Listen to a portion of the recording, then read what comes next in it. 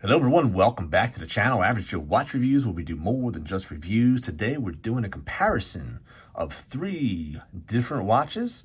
I was lent these 2 watches from David Schwartz over at the Schwartz Force. He was actually kind enough to ship these out to Average Joe Watch Reviews so that I can compare these 2 to the original Omega Seamaster Planet Ocean. Do me a favor and please subscribe to David Schwartz over the Schwartz Force. Very knowledgeable guy, very entertaining channel. He does very thorough reviews of watches and he's huge on the homages. So very thankful that he did that for us today. And first and foremost, I'm going to show you the original Seamaster Planet Ocean, which is a huge reason why he sent these 2 over for comparison, because he was very curious to see how these stack up against the original, the authentic Omega Seamaster Planet Ocean. So a little bit about this watch before we dive into the 2 that he sent over. This one is from 2011. I call this the Michael Phelps watch, even though the advertisements are usually for the chronograph version, but you know, I did see Michael Phelps sporting the orange bezel, and I remember seeing this one in the store years ago, and these went for anywhere between $5,000 to a little bit over $6,000 even then. Now you can pick one of these up for just around $22,000 I've seen them up to even $3,000 depending on condition, box, and papers. What's really cool about this watch, and that a lot of people don't know, is that the hands and indices are all formed out of white gold. And that's really cool because the handset especially, you can tell that there's something special about this handset depending on the lighting of the situation, that, you know, basically depending on the lighting. Now, all the indices, the pip, the hands, the tip of the second hand is all the best of the best Super Luminova Swiss grade. And this definitely has incredible lume. And I will definitely show you guys a lume shot later in the video of all 3 watches to give you a comparison. One of the big drawbacks of this particular piece, and it's just based off the technology that they had back then, is the fact that this is a painted bezel. This is not ceramic like a lot of the watches of today, including this Matthew & Sons Irukandji diver. This is your ceramic, can't scratch it. Unfortunately, with this particular watch, this watch was indeed, it does have a little bit of a gouge, which I now have to look for, but these do scratch. So I am very limited as to when and where I wear this watch. This one actually has, I believe, a ceramic bezel as well, because I mean, look at the shine and glimmer on it. It just you definitely can't scratch it. At first I thought maybe it was under a sapphire crystal, but then I see some texturing here, so I believe this is actually a ceramic bezel. I looked up this particular watch and I didn't find any information on the bezel itself, so I'm assuming it's a ceramic, but definitely is an upgrade from this particular piece. Okay, so let's compare the movements. Let's just get this one out of the way because this one's a quartz, and there it is. Nothing special about it. And I find what's funny is that they even say right there, no jewels. So this watch has no jewels. So we'll put that aside. Next up, the Rocos. This actually has a very nice looking medallion. And when you take a look at the medallion, it's really done well. I have to give him credit on it. And it's very reminiscent of the original. So here's the 2 case backs side by side, and you can see there's definitely a lot of influence from this. And you can even see the deep ridges where you can get the case back off with a case back removal tool. Is very reminiscent of the Planet Ocean as well. So there you go. All right, so now the Planet Ocean.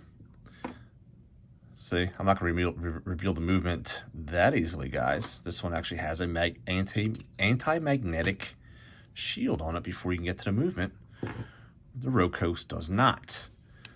Rocos has a plastic case holder, or I'm sorry, plastic movement holder.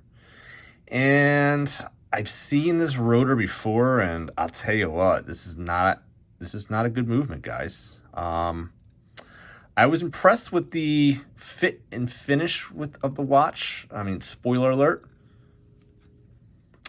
So we take a look at the movement. I was hoping to see something a little bit better here, but so that's a little bit disappointing because I thought a watch at this price point would have maybe a better movement in it. Let's take a look at what's inside the Planet Ocean. You ready? There it is. So you get a highly decorated 2500 caliber with 27 jewels. Obviously, this is produced in Switzerland, and it is a beauty. I mean, you can play the light off of this thing, and it is just unbelievable. I mean, take a look at this movement. It's just gorgeous. Now, Omega didn't have to put this type of detailing into this movement, considering the only person that's probably going to take this case back off is your local jeweler or Omega themselves when they service your watch. So, I mean, they didn't have to put all this kind of detail in, and it's actually kind of a shame that they hide it behind the anti-magnetic shield and a solid case back. But there you go, guys. I mean, you ask, well, what's the difference between a $200 watch and a $5,000 watch? Well, here's one thing right here. Big difference. All right, so right away, I think you guys can tell that the one on the left definitely is a much more affordable Homage compared to the one on the right. This one here is known as the Extree, and this is a very, very, not even a good homage to the original. First and foremost, as you can see, it's a quartz movement, and the pusher actually has been stuck in. It does not work anymore, and it's just not a good copy. So I wanted to get this one out of the way first. The case is not stainless steel. It is very tinny sounding. The bezel action is absolutely hideous. As you can see, the back plate goes back way too much. There's too much play. It is a painted bezel just like the original. So the bezel look is okay and probably one of the strongest features of the watch. But the bezel action is actually tough in certain spots, like right here. Again, very tinny sounding. The helium release valve does not work indeed. So this is just not a good watch for me to compare. And this one's actually going back to Amazon because of the failed pusher. So David, thank you for loaning this into the channel. And just to give you guys a side-by-side, you could see that there's definitely replication of look here, but if you saw this in person and held it in your hands, you can tell that it's a very cheap version and not really worth the money. I mean, if you want just the basic look of the watch, you probably would get the job done, but it's definitely not a master chronometer, as it says here on the bottom. And there's definitely no coaxial movement in this. And it also says 600 meters, 2,000 feet of water resistance. I can promise you that you're not going to get anywhere close to that. And it's just not a good watch. So I do not recommend this watch at all to anyone. But if you must buy it, I mean, it's buyer beware. That's all I got to tell you. So I'm going to put that one aside. Then we get to the Rocos. And this is where we get kind of interesting, because things get a little bit interesting, because the Rocos is definitely a solid feeling watch. And when we take a look at the details, we'll see that there's a lot of things to be desired on this watch. First and foremost, this watch has a ceramic bezel. Now, again, in comparison to the 2011 Seamaster Planet Ocean, this one's painted. There was no ceramic bezels back in the day. So, I mean, you know, you definitely had the best technology for the day. And here we're getting the best technology with ceramic, definitely in comparison to being a painted bezel. Now, these are all applied numerals, applied indices, and the hands are looking really good as well. And if we do a loom shot, you can see that it looks very comparable at first. But when you take a look at the longevity, you can see that the Rocos, the hands and the pip, are really starting to fade out and outlast the indices, where the Omega Seamaster Planet Ocean, that's staying true and consistent throughout, and that will last you throughout the night. The Rocos is going to last you maybe an hour to an hour and a half before you pretty much can't see it anymore. So definitely no comparison in loom, nor did we expect it. The fit and finish of the Rocos is actually very impressive. You can see that there's brushing on the side of the case. There is a mirror polish that starts from the tip of the lug. It streamlines all the way up the case, and it goes to the other side.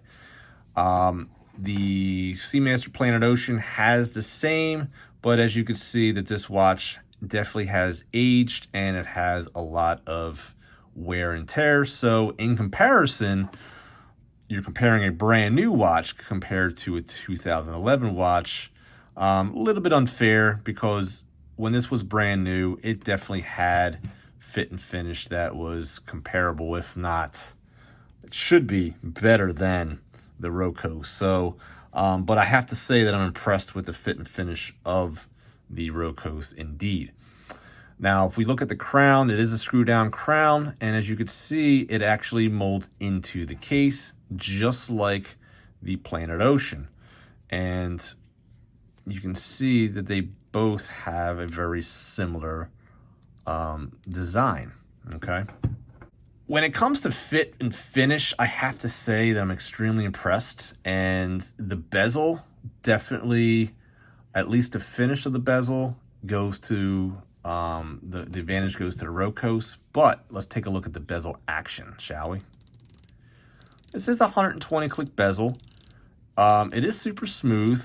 There is a lot of back play though, but I have to say that it does feel good, and it actually is better than I expected. But when you compare it to the Seamaster Planet Ocean, there's no comparison. There's absolutely zero back play with this bezel. It's definitely one of the best bezels in the business for sure.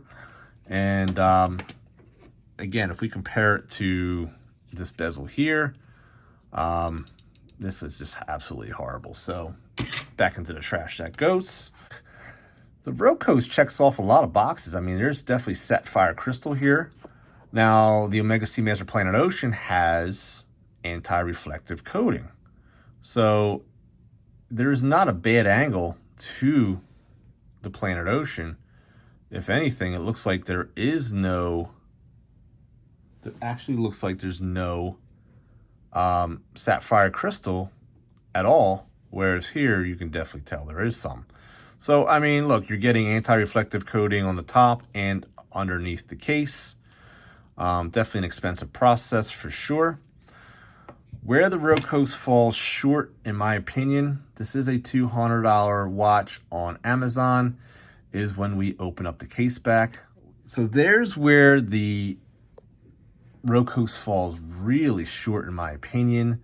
And it just shows you that they put a lot of money and cost into the case, the dial, the finishing, all the details that you can see from the outside, but they really skimped out on the movement. And that's where I would have a hard time recommending this watch. The strap on this is going to, it's already fraying. I mean, look at that. It's already fraying. And it hasn't even been worn, really. Okay? And I hate to break it to you, Dave, but it's going to look like this real soon. This is not even that old. So this is one that I had on my Omega Seamaster Planet Ocean for a while, and then I decided, you know what? I need an upgrade. So I actually partnered up with Artem, and I now have it on the Artem strap, which is a huge improvement over these canvas straps. So, but I do like this deploying clasp. I think it actually is above average, and it works very well, and it locks in just fine. But all the money for this watch has definitely been spent on specs that you can see from the outside. So it actually appears to be a very impressive watch. And it does have the looks of the Planet Ocean. There's no doubt about it. You know, the lume is definitely above average, and it glows really bright at first, but it's not going to glow through the night. Bezel action, really good. Ceramic bezel insert. I mean, you know, it's got the screw down crown that's integrated into the case. It's got the dimensions, the look, the finish.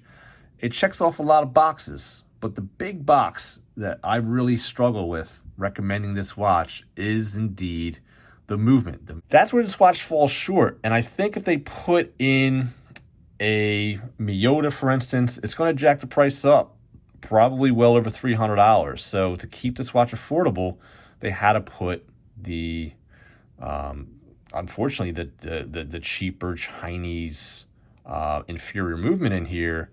And that makes this watch look like a steal at $200, but buyer beware, guys. So I would really, really caution you when buying this watch. And I apologize to David ahead of time, but he did want my honest opinion, and that's all I can give you on this channel. So that's where this watch falls short, in my opinion, Dave. But I'll tell you what, if you have the ability to go to a watch modder like Case and Dial and talk to Brandon and put a higher end movement in here, you know, maybe a Miyota, for instance, I think you definitely would have a rock solid piece that could last you for years. I want to thank David Schwartz over the Schwartz Force for lending us to the channel. I really do appreciate you sending both of these watches in. But in comparison, there's absolutely no comparison to the real deal. This one here is going to stay in the collection probably for life. I mean, it's that good of a watch. So I want to thank you guys for watching, and always remember that there's always time to be kind to one another. Please take care of each other, and I'll see you guys next time on AvgJoeWatchReviews. God bless, my friends.